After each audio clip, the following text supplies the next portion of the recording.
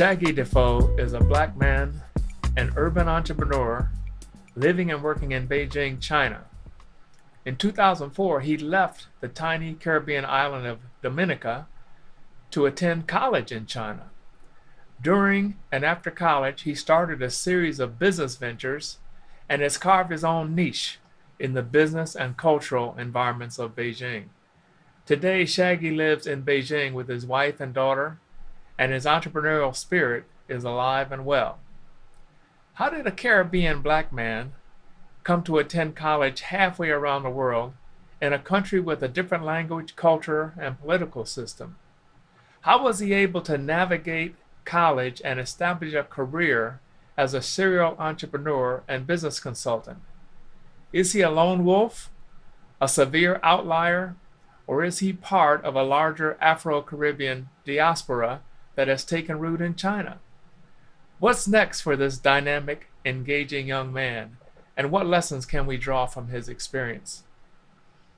I met Shaggy through my daughter Stacy, who spent more than 2 years directing digital marketing for Nike China from 2017 to 2019.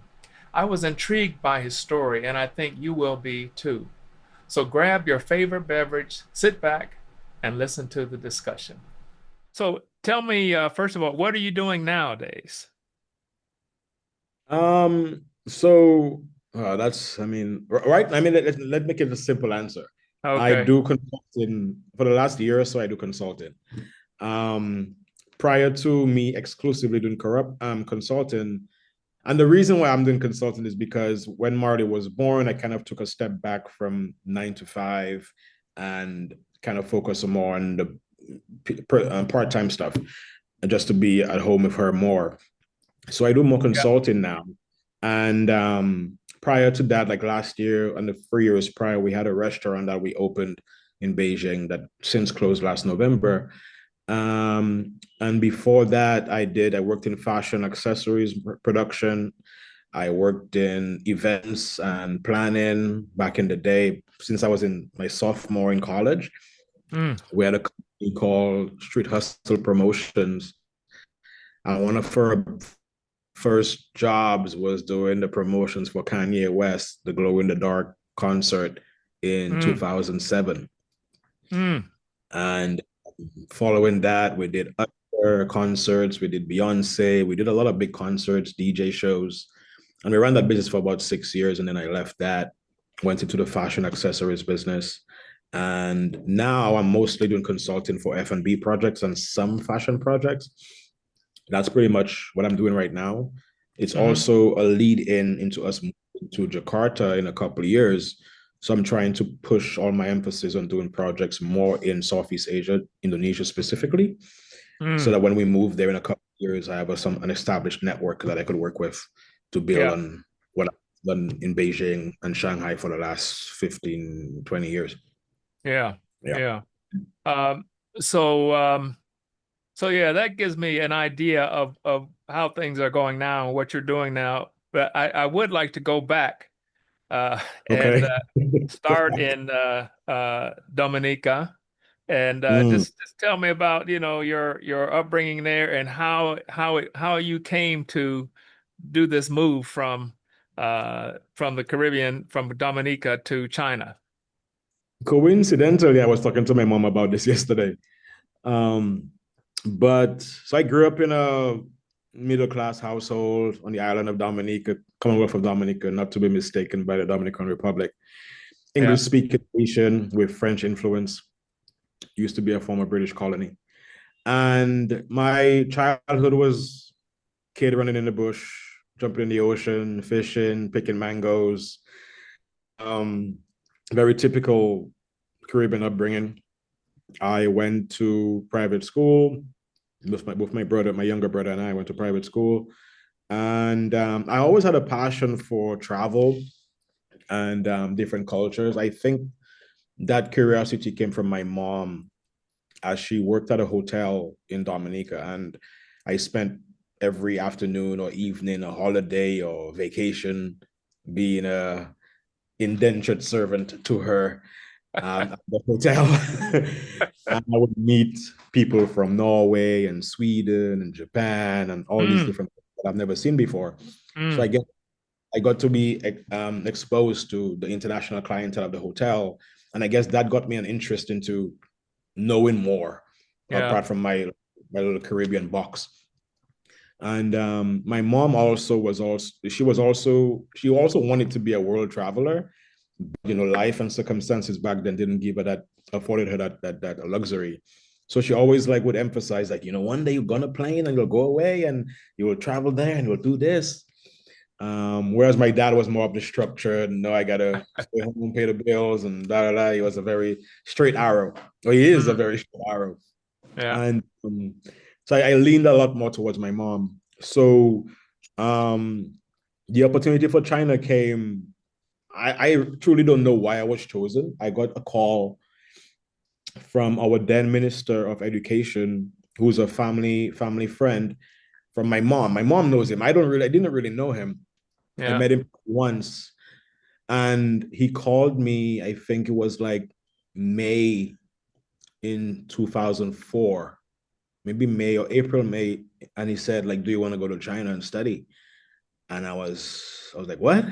First of all, I was Mm, like, "Why? How did you get my number?" All these kind of questions, but the decision to actually come here was not made out of truly curiosity about China or overseas. It was made because my then girlfriend, her dad was the Minister of Health, and he was about to send her to Cuba to study mm, medicine. mm, So we devised a plan to like change his mind and send her to China instead. So I was like, okay, if he says yes to this, then cool, we'll be together in China. Adventure, mm, you know, parents around, whatever. And that was yeah, really the impetus of the decision. okay. And yeah, coming here, everything was like literally upside down. Like I couldn't make heads or tails of it. But there was a there was a grit of Beijing at that time that was very similar to the Caribbean. Beijing was not the metropolis that you saw. Yeah, yeah, yeah, yeah. What year was this This was that you went? 2004, August Okay. 2004. Yeah, It wasn't the metropolis that you saw when you came. It yeah, was very grimy. Policy was still being trying to be made. People were yeah, hustling, doing everything. So I kind of felt that grit, and yeah, came to love it. Although there were difficulties, of course, many yeah, difficulties. yeah. Food, Well, let me interject this. yeah. You say it was gritty in 2004. The last time I was there before 2017 was 1986. Okay, then you know what we're not You talking want to about talk about gritty? that. Oh, so you helped us have sidewalks. Thank you. Yeah, right. Everybody was on a bike. Everybody. Oh man. So for me, it was an adventure. And I slowly found my footing. And it's not a place that I would say that I love wholeheartedly, but it's a place that kind of formed me as an adult. Mm, Because when I came here, I had just turned 20 and I didn't know anything. I was just a little runt, but I kind of grew up here, you know? mm, And my wife is a similar situation. She was forced here because her dad got posted at the embassy here, the Indonesian mm, embassy here. So mm, she whole family got to come here. They didn't have a choice.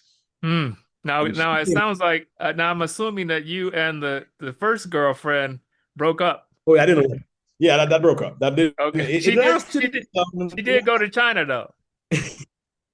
She did come to China. We survived another few years, and yeah, it Yeah. didn't work out for many reasons. Yeah. Mostly the fact that we were in China, we had no idea. Because our relationship when we came to China was, I think, 4 months old. Like, Mm, it's hard to okay. take a 4 month Caribbean relationship and bring it to China and expect it to work. Yeah. Yeah. But we're still friends. I saw her when we were in Dominica just Oh a month wow. ago, Okay. whatever. That's good. That's great. Yeah, she has a daughter. She had a teenage daughter, and I have a 3-year-old daughter. But Yeah. um, so yeah, my wife as well. She came in when she was 16. So it was that kind of like we didn't really make the choice. We were kind of thrusted into it, but I loved it. And even after the breakup with my previous relationship, she went back home after graduation, and I stayed. Mm. Uh, So tell me this now. One thing I'm fascinated by is, you know, you obviously didn't speak Chinese when you were in that, Dominica. no, no, So I you didn't know had anything. you had to adopt this culture, this language, and everything. How was that? How difficult was that? It's ongoing. Mm. um, eh, I think apart from the language and the cultural, because China is not a monolith. Like Beijing has a certain culture, Shanghai has their own culture. Every city, they have their own little quirks. So Yeah, there's no way you can know everything. So yeah. that's a given. Two, I think the curiosity for a person to come to China, you have to have like curiosity. If you Mm, have that, you can figure it out. mm, Whether you learn the language or not, you can mm, figure out, but you have to have curiosity to want to try. You mm, cannot come here, or like in any other foreign country, you can't go to the country and expect it to be like home. mm-hmm. You come with the mentality, Yeah, yeah, that's yeah, already a roadblock. yeah. So I was curious. I was young. I was adventurous. I like, in like I was saying, in my sophomore year of college, we created a company for events for parties, and our premise was the USP of our company was we wanted to create parties for foreign students. Mm, Here, all the parties and shows were catered to local. So we wanted to create something that was foreign forward, top 40 type of stuff. And that was catering to a different demographic. Yes, smaller, yes, niche, but enough for us. mm. So we did that and it worked.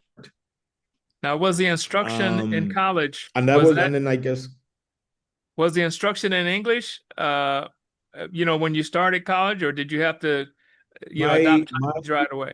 so my I did I did I did marketing. So I did when I came for they give you a 1 year immersion course prior to your major. My Mm, major was marketing with a minor in Chinese studies. And so the first year of immersion wasn't very immersed. mm, I'll say I learned most of my Chinese on the street, mm, just dealing with the people at the cafeteria, playing sports, basketball on the court, football, and going to the club, trying to pick up hmm. girls, that kind of stuff. Like You got to learn. that's yeah. Yeah, Got to if you learn want the something. prize, you gotta learn the game. If you want the prize, you gotta learn the game. So that's pretty much where I learned most of my Chinese. But my instruction was, I would say, 80% Chinese, 20% English. Mm, I had about four primary courses that were taught in English because our mm, professors one was from New York, Hawaii, Japan, and Spain. So those four mm, courses were taught in English, but the other six, five, six were in Chinese. mm, Um, and they would always pair you as soon as you start a course, they would pair you with a classmate that is local to have it's like a buddy system. mm, So we had like a buddy system for everything. For language learning, English, they teach me Chinese. For mm, studying, for course prep, for exam prep, all that kind of stuff. mm, So that would help. Um, it was mostly the determination to succeed. Like, do you want to succeed? You'll figure it out. mm, Sometimes that meant, probably bribing your your TA or your professor, take them to a nice dinner. Maybe your grade was a D, and then they give you a B plus. Them to the movies, tutor their kid. You yeah, know, yeah. my professors, his son wanted to go to school in Canada, so I would tutor them, and my grade Mm. miraculously rose. um, so all these kind of things you try to figure out to make it better for yourself, because at the end of Yeah. the day, it's you. I had no family here at the time. My brother is here now. He's been here for like 7 years, Mm, but at the time I was by myself, yeah. and so you got to figure it out. Yeah. I know. Dominican community was only 5 people, so not like I Mm, could lean back on. We were spread across Beijing. So I was in the east. One of my friends was in the south. and then two other people were in the West. So Mm. we would meet up maybe every 2 or 3 months, but not like you can count on them to be your support system daily Yeah. because we're spread out and the city is huge. Yeah. Yeah. So you studied marketing in college and you started doing these events. So I'm starting to see the thread now of how this started in college and then it moved out into the world. But tell me a little bit about the business model, right? How this event thing worked, and who did you do it for? You mentioned a little bit who you did it for, and then how did you make money on this? How did it work?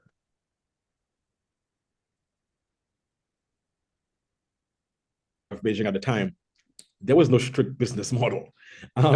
There was no proper P&L. There was no I think we got an accountant in the third year or something. Like it was literally three guys, myself and two guys from Bahamas. And one, our premise was to have better parties for foreign students, but two, our premise was to be around females. I mean, it was pretty much simple as that. Again, Yeah. um, and we got luckily by hustle and grit. One of our partners from Bahamas, his cousin worked at the Live Nation office in LA, Mm. and they told him that Kanye was coming in advance. So he's like, "Oh, yeah, Kanye is booked for October." This was in probably February. He told him, and he's coming to Beijing and blah blah blah. And this was his first big tour, global, whatever. And we're like, "Oh my god, we gotta get Kanye," and we had no real background. That was our second event. Our first event was a small party we did with no famous stars, but because Kanye was not known here, Yeah. especially by the locals, they didn't know how to market to one in general, like to anyone, and two, how to target the Chinese consumer. Because at the end of the day, it's an 8,000 capacity um, venue, and you can't fill at the foreigners only. You got to cater to the local, and they had no idea how to translate. They spent 6 months promoting Kanye the traditional way: billboards, radio, TV, and some magazines as well. And they were not getting any traction. The tickets Mm. were, I think, 5% sold at the time. So 6 months in. And when we came in, they gave us minuscule budget to just test it out. Like, let's see if these guys who we don't know, they have no real company, whatever. Let's just see. And we did it. We came up with really guerrilla marketing. We, I mean, we did all sorts of things. We made like body billboards. And we would have like beautiful college girls wear body Ah. billboards around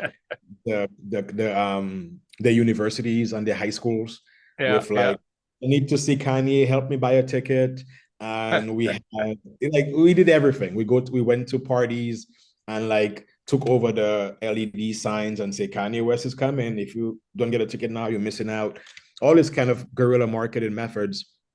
And within a month, 2 months, we had 80% of tickets sold. Mm. And so then we sold out the show in like 2.5, 3 months. And that was like our proven our case study. Yeah. And Yeah. because of that, after that show, they had Kylie Minogue. They're like, oh, give it to them again, a bigger budget. Oh, wow. Okay. And they had, I mean, Beyonce, they gave that to us as well.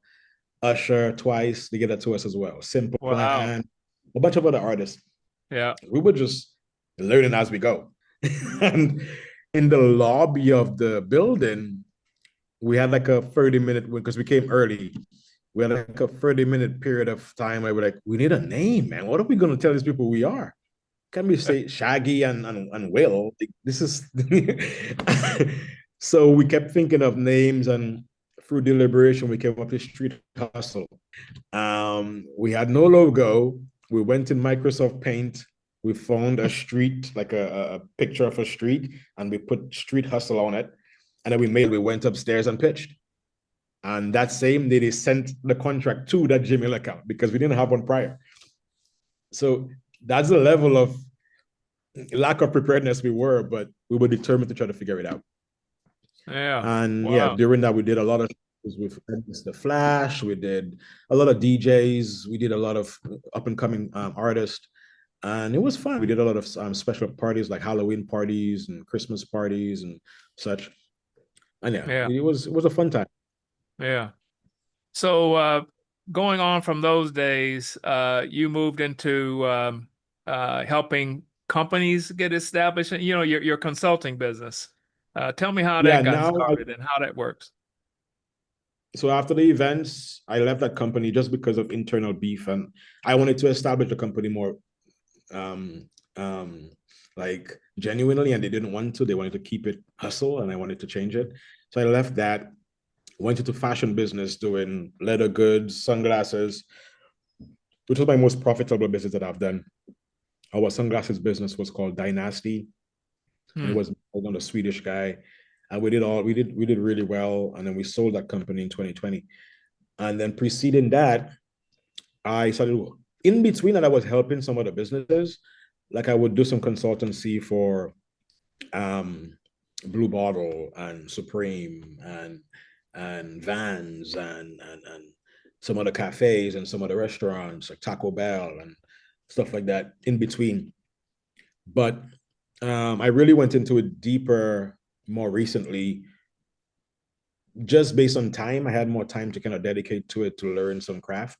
And what I really do with these companies now, it's I I give them that China window. Like, yes, you want to do something here, but what do you want to achieve? Do you want to achieve profit? Do you want to put your name in the zeitgeist?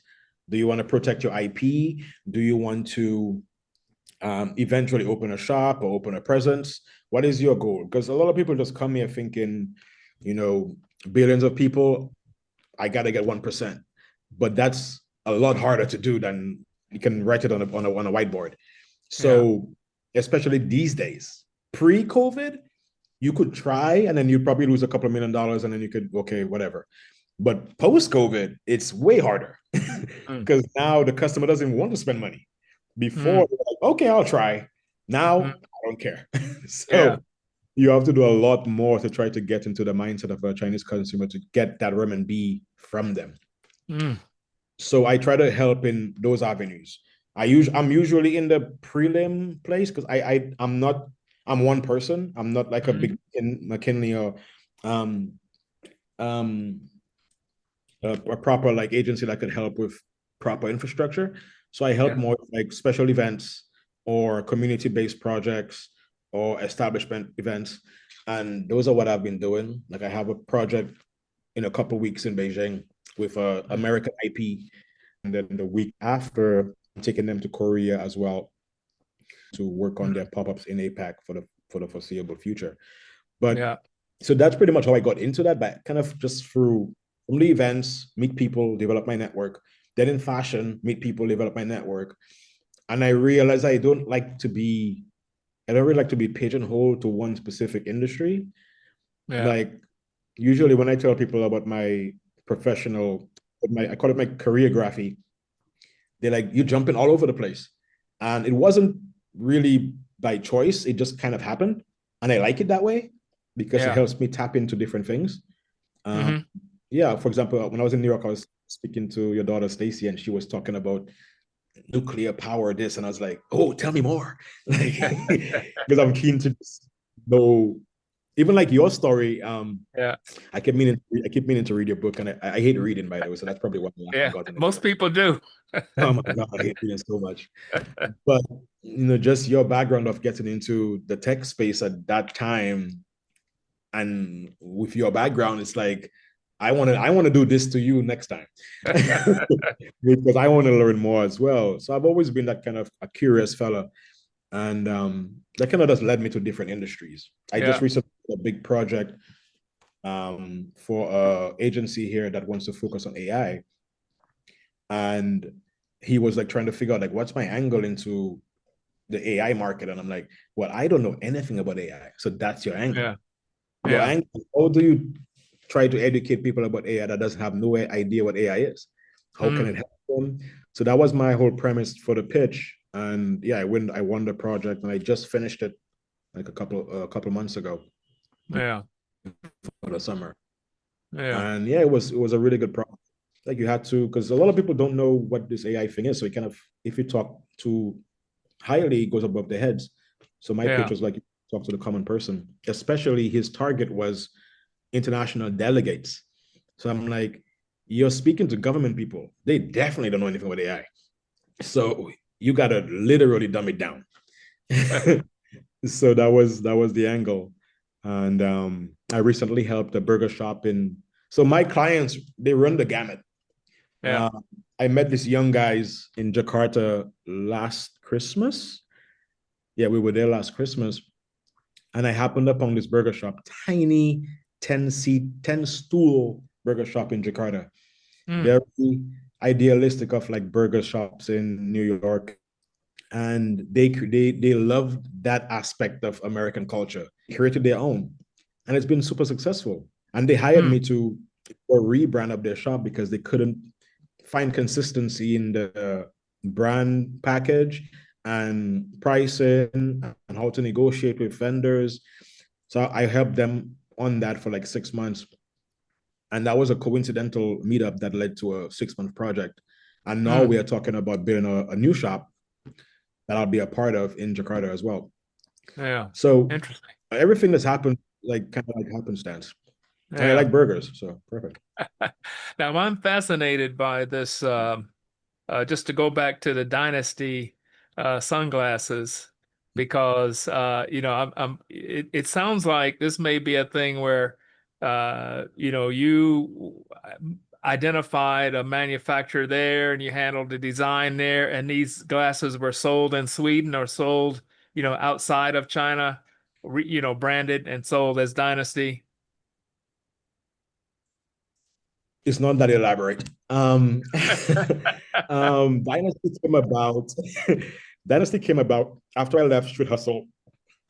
They bought me out of my contract, so I had a lot of free time and money in the bank.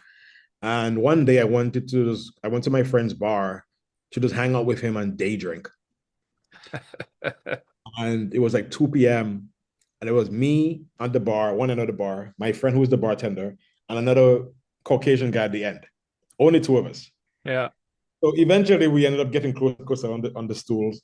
And we started talking like, why are we so depressed? Why are we drinking at 2 p.m. at this bar by ourselves? uh, so he told me like he just got fired from his job in Xiamen, and he was doing leather goods production for a Swedish brand, and he's Mm. Sweden. And we got to talking. We built a friendship over like that meeting, and then over the next couple of weeks, because he was based in Beijing at the time. And he was like, "Man, we should do something together." I'm like, "Yeah, I mean, I have time or whatever. I don't know what we're gonna do, but what are you thinking?" And it was one we were having. There was a story that he told me about waking up from one of his conquests in the morning and going out, and the sun was so bright and he just blinded his eyes and he wished he had sunglasses, but everything he had was like crappy Chinese frames that he bought at the market, and the other stuff are Ray-Bans and larger brands from Luxottica that are very expensive. So he's like, I want to create something that I want to create like a lifestyle brand. Okay, that sounds cool. And I came up with the name Dynasty to play. It's Dynasty, Yeah, yeah. Dynastie. I came up with the name just to play on the lifestyle element of it, where we were young. I mean, we were 28, 27 at the Mm. time. Yeah. We live in Dynasty, Yeah. and So DIE nasty. yeah, DIE nasty. And it was just a play on the clubbing days of, Yeah. yeah, we play hard in Dynasty. Yeah. And so sunglasses was our first product. We wanted it to become a lifestyle brand with clothing. So we did sunglasses are the first entrance because he had background in manufacturing, and then we could make our own molds for a really good price. So our first launch party was at a club at night, and you bought the ticket. Everyone in the party was wearing our glasses, so we got a video of that, and then we promoted. Surprisingly, was our first great market. I think we lasted about 8, 7 seasons. Collection would do 1 or 2 parties at different places. So with boiler room kind of IP where we would travel with the party, the dynasty party is coming to the city. It's coming to Beijing, it's coming to Shanghai, it's coming to Xiamen, it's coming to Seoul, it's coming to Tokyo.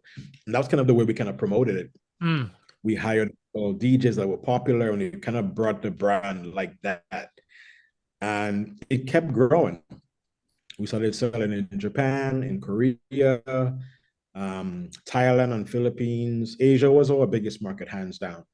And also we had Sweden, we had the Scandinavian countries as well, and I think Paris Mm. as well. Mm. We showed in Mm. Paris Fashion Week once, we showed in New York Fashion Week once. Mm. And we never got to the point expanding to the clothing element of the brand because the sunglasses was working so well and it was only 3 of us in the company. So we just kind of stuck with that. Because when we tried clothing, it worked a little bit, but at the same time, the problem with clothing is all the SKUs you got to do. You Mm. have one jacket, you got to make it in 4 sizes. You got to make 2 colors, warehousing. So the cost was really more great than doing Mm. sunglasses. So we didn't want to go that route based on the numbers. Plus, at the parties, people would pay to come in. So we made money on the sunglasses, we made money on the parties. And it just seemed like a better business to just focus on that. Yeah. And that's how that happened. It was Mm. coincidence, timing. It was the right time. And, we tried to sell it earlier because we could see the market changing, where fashion up, we could see the rise of the brand like Shein coming even Mm. before it Mm. happened. So Yeah. we would get priced out. So Yeah. we were dying down the collections, shrinking our collections, and trying to get an exit based Mm. on the IP Yeah. in 2020. But luckily we did get an out because if we didn't, we would have been dead because Shein would have just killed us. Yeah. But so that happened. He's now in the crypto AI space. Mm. And Mm. yeah, so and then that led me to now, that is Yeah. kind of like my first job. Um, and everything else is second. Yeah. So I can see that you're like you got this entrepreneurship in your blood, and you like to try a lot of different things. Keeps things interesting, keeps things moving. Yeah. I'm also interested in though the social and cultural side of this. Here in the U.S., we have this movement now with entrepreneurship is a huge thing. When I started my business, it wasn't such a huge thing, and there was no support, for what we were doing. We just did it. But I'm interested to know, I go to different countries, like I go to Portugal, and there's an African diaspora, group of people. And when I go to Lisbon, there's a certain and you go throughout Europe, you go to different cities. I'm wondering Okay. how it is in China. Is there an African diaspora group that you associate with, or do you just associate with what is your crew? Is your crew that's like people from here and there, or how is it in China? Um, there's many groups.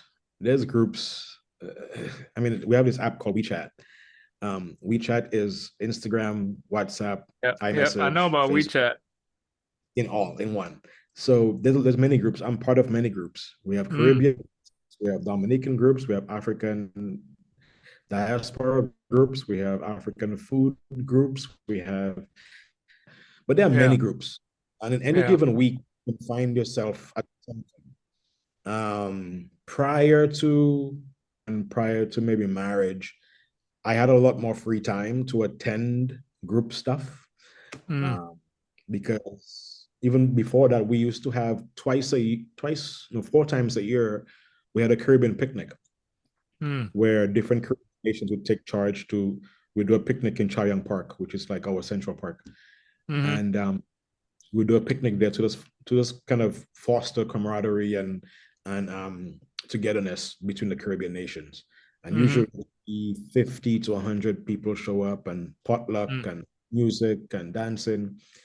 Now that doesn't happen anymore. At least I don't know. It maybe happens among the students, but I don't mm, know if it happens anymore. But in the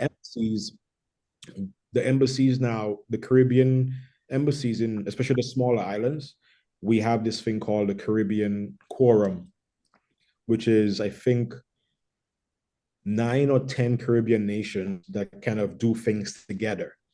Mm. Uh, Instead of doing it individually, which will have constraints of finance, time, resources, manpower, Mm-hmm. they to take up projects together. So there's 2 projects that they do.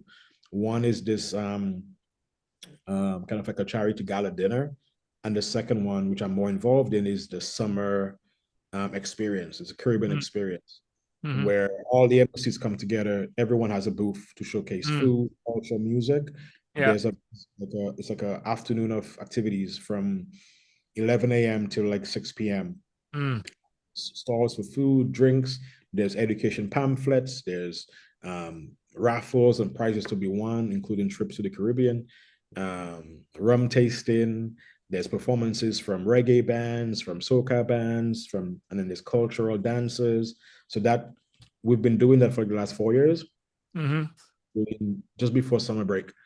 Mm. And, so that happens, and that I go to. Also, some of the embassies, they also have social events. Not all of them do it because of budget against constraints, but some of them do social events, especially like Jamaica and Trinidad and Tobago. They do events like 3 or 4 times a year. We just did Mm. one in August when we came back. The week after we came back from the US, we went to the Trinidad Embassy for their independence celebrations. Mm. Mm-hmm. And I So, think, is yeah. there so you have the social side of things and you have the business side of things. And Mm, I'm interested to know uh the Caribbean community, African community, people who are of African descent. Uh, do you find yourself socializing generally in that group, or do you socialize across? And the same thing for business. If in terms of business relationships, do people from that community find themselves working with and together with uh, uh, traditional Chinese folks, or is it generally businesses formed by people of mm. African descent? But China, Beijing, it's huge. So I can only speak from my point of view. Yeah. There are, I know, owned and operated by people of Caribbean and African descent. For example, I can say specifically, a lot of people create small brands that do focus on hair care for people Mm. of African descent. Mm. So all my daughter's hair products come from, well, 2 different brands. One is and the other one is from a girl from Dominica as well, that created Mm. her hair products line. So Mm. I contribute. I definitely put my dollars there for my daughter's hair. And I mean, I don't really use a lot of product anymore, but I try. Um, and then from the food point of view, every month or so, we order from another lady. She's from Congo, and she does African food and some Caribbean food as well. Yeah. Meat, beef patties, Oh yeah. jollof, and plantain fish. So every month or so, me and my friends we order from her. I meet her sometime, but she lives all the way in the west of the city, so we don't Yeah. get to meet her very often. I probably see her face to face once a year. Yeah. Um, Also, my other friend who's from Suriname and his crew, so Surinamese, 2 Surinamese guys and one guy from Jamaica, they have a barbecue that they do every quarter. So I think the next one is early November, I think. Every quarter they do a barbecue not too far from my house, and it's Mm. all jerk chicken, Mm. stewed pork on the grill, music, performances, and that kind of stuff. So I always go to that. Um, so I cater to those things. From a social point of view, I know for a fact that there are a lot of African groups. I'm a part of some of them, but I tend to not go to the events because most of the events are at night. Mm. And being a husband and a dad, I don't have the energy or the time. Yeah. Maybe when Yeah. Marlon is older, like 6 years old or something, I'll probably do it, but I don't have the energy or the time. But I stay up to date as much as I can. So there are things happening, and some in Beijing, and I would say there's a lot more happening in Guangzhou and Shenzhen, where Mm. there's a big African Mm. diaspora. Yeah. It's bigger, but also they're closer together. Mm. Most of the Okay. African diaspora in Guangzhou live in the same 10 kilometer space, Really? where in Beijing, everyone is spread out. Mm. Okay. That's where everyone is spread out. So Yeah. I would say Guangzhou has a lot more community-based events because they're closer knit. Yeah. Yeah. Okay. Most of them are there for trade, so they're in the same space, they do the same thing, and they live close by. So that happens a Mm. lot there. Hmm. Um, did I cover the all Yeah. the Yeah. other? Yeah. Yeah. So I just wanted to get a general idea. So, and I know we're getting toward the end of the time. I wanted to ask you about one more thing, Yeah. and I wanted you to tell me about the chicken business. How did that start? How did it go? What happened? Man. And what was So it called? Larry the Bird, that was the name of the restaurant. Larry the Bird? Larry the Bird. Okay. And the name, yes, the name. And one day in the office, we were just like trying to figure out what can we call this restaurant. And we had themes. So we knew a theme was chicken, another theme was hip hop, and another theme was basketball. Those are all three themes. Yeah. And I kept typing to Google, ChatGPT, names. And in Google, something just popped up. When I typed in a different combination of words, Larry Bird popped up. I was like, oh, we can't steal his name, but maybe we can just put a little, condiment in the middle. Larry the Bird. Yeah, it came about because my partner, he is the APAC manager for this oven called Jasper Ovens. It's an oven from Spain. It Mm. has since been bought by a Chinese conglomerate, but it's a Jasper oven. It's a charcoal and wood oven, Mm. and it grills and roasts things in a way that makes everything just taste great. You can put Mm. an onion in there and it tastes like candy. And so it doesn't use electricity, it's all coal or wood based. So Mm. because that he has the side quest as being the manager of this business, he got a free oven. But the oven is huge and heavy. So it can't be it needs the capacity it can hold up to 60 chickens at a time Oh my cooking at the same goodness. time. Yeah. So he had this oven and we've been talking about doing something together for maybe 8 years. And we have tested the oven with chicken, with pork, with beef, with everything, and it comes out beautifully. But we're like, how do we get this done? And then a friend of ours in Bali said, oh, my dad bought this building and we're going to put our supermarket on the second floor, but the first floor, we don't have an idea for it yet. So we were thinking a cafe, a restaurant. So he offered us that space. But when we went to look at it, the space was good, but the area was not Mm. for people walking around to see it and marketing wise. So we Yeah. didn't do it. Then another friend of ours that was building a new retail space in Singapore, he offered Mm. us a space. And we go there. It was perfect in terms of um, street access, but the problem was the oven needed ventilation that wasn't equipped in the building, so you couldn't do it Mm. there. And then during COVID, this space came up in Beijing, and they offered us a great deal. It was a great location, and our investor at the time was like, "Yes, let's do it." So we're like, "Okay," and we were way over budget on the build out. We put everything we wanted into this space because we're like, we're probably never going to get this opportunity again. Let's go full on with this. And it looked exactly how we wanted it. Old school American diner meets sports bar, but focus on chicken. Roast Mm. chicken.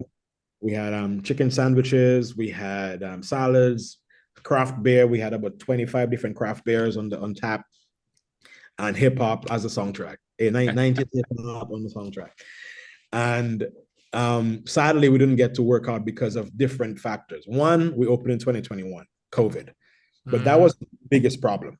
The biggest problem was COVID was like, I would say, 15% of our issue. Our biggest issue came when the mall where we were at, and they took over another property right next door. They went to build a bridge that went over our restaurant, which on the front came in our balcony. And because of that, and it was 98% of our balcony was cordoned off, so nobody knew we were open because you Mm. couldn't see we were open. Mm. a lot of foreigners that were our main customers left during COVID. So Mm. those two factors kicked us in for the business. And then when we reopened after those 9 months of closure with the construction of the bridge, so we had to reintroduce ourselves to a whole new clientele, which was so those three factors really, really devastated our business. So we closed Yeah. our doors in November last year. Mm. We are hoping to bring it back, but we're not sure when or where. It Yeah. might be Beijing, it might be Shanghai, it might be Hong Kong, it might be Indonesia. Yeah. But we're still playing. We still own the IP, and we're trying to figure out how to do it. Okay. Great space, though. Wish I had a chance to see it. Yeah, I wanted to get some of that chicken. Stacy told me about that. But so yeah, I really appreciate you taking the time, to do this. Again, I've been fascinated by your story for a long time. Well, thanks a lot, man. I really appreciate it. Okay. Oh, my All doorbell. right, man. All right, take All right. care. Cheers. Thank you for the time. Thank you. Thank you so much. Bye bye. Bye bye. Peace.